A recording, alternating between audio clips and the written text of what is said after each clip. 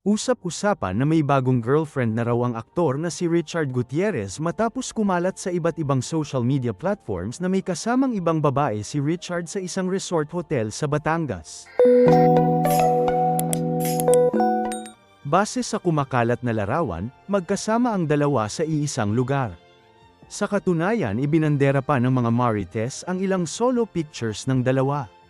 Sa isang kuhang larawan, makikita namang magkatabi silang nakaupo sa sofa na tila may mga iba pa silang kasama. Marami ding netizens ang nakapansin ng tila seryosong pag-uusap ng dalawa.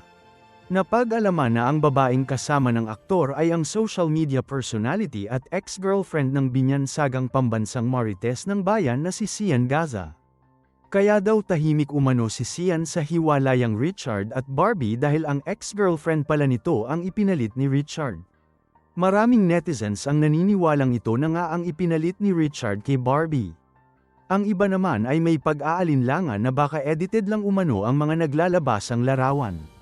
Magugunitang nitong taon lamang nang kumpirmahin ni Richard Gutierrez na nagde-date sila ni Barbie Imperial matapos ang mahabang panahong pananahimik nito tungkol sa isyu ng paghihiwalay nila ng aktres na si Sara Labati.